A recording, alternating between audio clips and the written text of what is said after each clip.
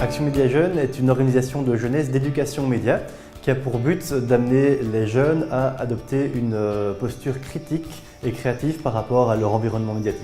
Donc on travaille sur des projets autour de tous les médias, à savoir la vidéo, le cinéma, l'information sur internet et les jeux vidéo. L'idée, c'est pas simplement de dire les médias manipulent les foules, on doit s'en protéger, non, c'est plutôt de dire il existe un système dans lequel les médias ont toute leur importance, on va essayer d'en tirer parti et de pouvoir se positionner de façon critique par rapport à tous les médias.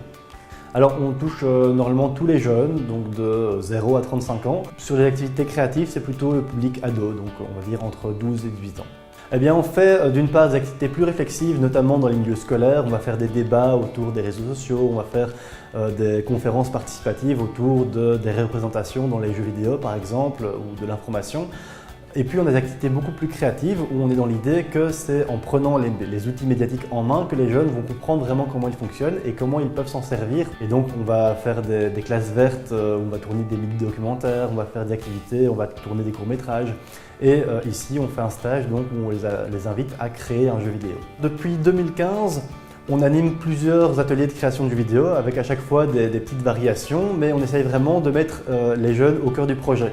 L'idée, c'est de dire voilà, le jeu vidéo c'est un divertissement, mais c'est aussi un média par lequel on peut faire passer des idées, non seulement dans la thématique, dans l'histoire, mais aussi surtout dans les fonctionnements du jeu, dans les mécanismes du jeu, dans les règles du jeu.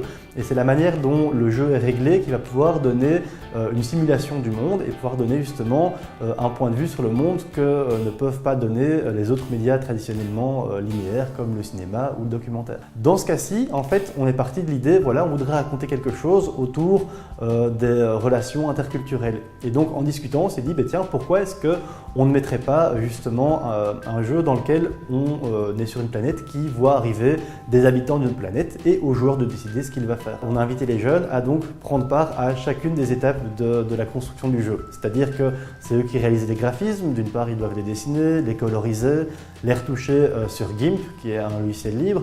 Ensuite on a travaillé les textes qu'on a écrits et insérés dans le jeu. On a travaillé sur les sons, sur la musique qu'ils ont enregistré eux-mêmes et qu'ils ont monté avec Audacity qui est aussi un programme libre. Tout ça, simultanément, on travaillait sur la programmation, c'est-à-dire mettre les éléments sur un logiciel qui s'appelle Construct 2 et qui permet vraiment de programmer très facilement sans apprendre un langage compliqué pour avoir en une semaine ou deux un résultat assez probant. Et donc au final, on a créé chaque petite partie du jeu et on a pu tester ensemble les différentes parties pour pouvoir critiquer et pouvoir dire voilà, ça c'est trop difficile, ça c'est trop facile, là on ne comprend pas trop ce qu'il faut faire. Et avec les multiples tests, ils peuvent après corriger leur jeu. Ce qui est important, c'est que dans ce cas-ci, c'est vraiment un projet collectif. Donc on leur dit voilà, vous apportez vos idées, mais au final, ça ne sera pas votre projet perso, ça sera un projet de tout le groupe. Et donc ça demande de pouvoir négocier certaines parties, de pouvoir dire voilà, d'être à l'écoute des critiques des autres, de ne pas faire son petit ego trip, mais de faire en sorte que toutes les idées soient intégrées dans un projet collectif. Comme ici, c'est un projet plus ambitieux, nous on va reprendre en main à la fin de la programmation pour pouvoir le présenter au Brussels Game Festival et pouvoir le faire tester par les visiteurs du salon. On utilise des logiciels libres déjà pour pouvoir avoir une réflexion sur l'idée de c'est quoi un logiciel libre, un logiciel propriétaire, c'est quoi la différence, est-ce que c'est juste la gratuité ou autre chose. C'est vraiment dans l'idée que c'est pas simplement leur dire voilà vous faites votre projet mais vous ne saurez rien faire après en dehors du stage. Non, c'est vraiment vous faites votre stage, vous participez à une œuvre et après vous pourrez, si vous avez envie, continuer à développer ce genre de projet chez vous ou avec vos amis. Les formations qu'on donne, c'est vraiment des formations qui visent à pouvoir développer des ateliers d'éducation média. Donc on n'a pas la prétention de dire voilà, venez faire une formation de création du vidéo pour devenir des professionnels de la création du vidéo.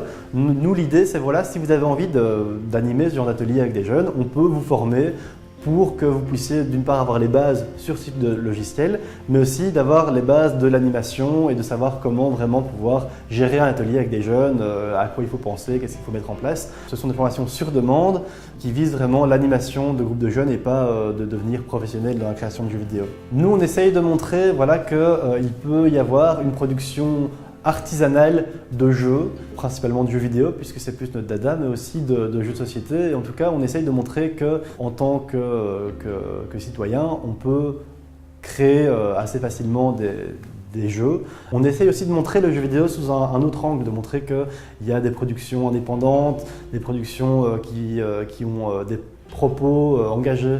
Donc voilà, on essaye de montrer certains jeux en début de stage et de discuter voilà, en quoi le jeu est un média. Donc on essaye vraiment non seulement auprès des parents de montrer une autre image de ce qu'on peut faire avec les jeunes, avec les jeux vidéo, mais aussi de montrer aux jeunes qu'il existe tout un univers vidéoludique qui dépasse les grandes productions mainstream, les AAA, etc. Et on essaye de réveiller un petit peu le goût pour ces petites productions artisanales auprès des jeunes.